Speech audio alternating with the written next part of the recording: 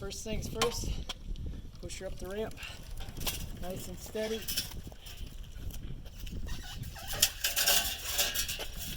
Once she's up, I always leave her in gear. I don't put it in neutral in case bad things happen. And very, very, very gently lay her there. That's it. Bike's fine, isn't going anywhere. So, lean it out a little, and if you have your hangers here, you'd hang it on. Point the camera so you can see this. Back up a little. You're a little close. Back up all the way to the back. There. So you hook it on, and that'll keep it from falling out on you, which is the biggest concern. So we're going to throw this on here just real quick, and then from here, you got it facing the right direction anyway, you can then start cinching it down. I always use ratcheting straps. Literally never use anything else. So I've got it tight so it won't fall off. In we go. And that's pretty much it. Take the other one, do the other side. Need another ratcheting strap. We're going to hook this one down here. We're going to hook this one down here. I always put the top part on the top, as would suggest. Basically go up and then hook the other one on your bars, hopefully facing the right direction, and then tighten her up and start cinching her down. It helps to have two hands here because then you can kind of do this without doing silliness. Now the idea is you want to strap that down until it starts pulling. You'll notice now the bike is not going to fall out. It's already tied on the other side. So at this point you have two sides cinched down. The third one I go from, let me set this back. The third one I go from here and I go all the way around. That's a little loose. I go all the way around this.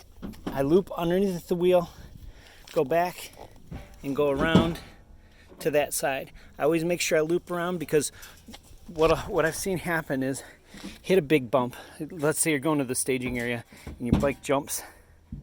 The very first thing is this stupid back wheel is going to hop off because there's a ton of suspension travel there, and it's just going to loop right over the edge, and now you got yourself in a really bad spot because you cannot lift that when it's on the truck. It is almost impossible to get back on where you want it to be, which means you're basically going to have to let it drop off, which is terrible. So I always secure the wheel. They make little clip overs too that you can put on above each wheel and just kind of wraps around.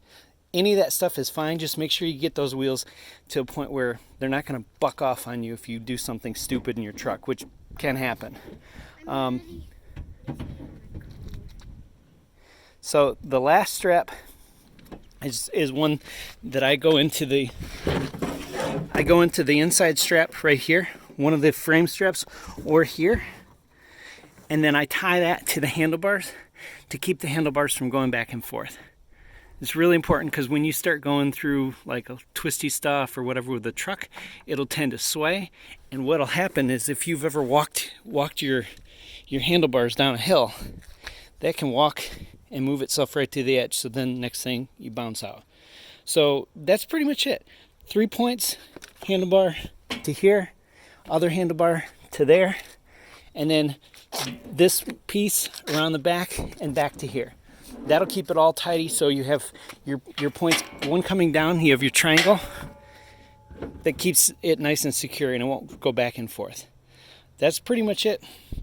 I like to load going up the ramp this way just because it's easier for me to control the clutch and whatnot when I'm loading it on. That's pretty much it. And when I go to take it off, I just back it down. So that's it. Once you got it, you're good to go. And this will not scratch the back if you're gentle when you lay it up against it. The biggest things are if you're goofing around and you're moving it back and forth and all this and that, then you're screwed. That's why I always do the two fronts first, so it pulls it away from the truck, and then you're good to go. Anyways, that's it.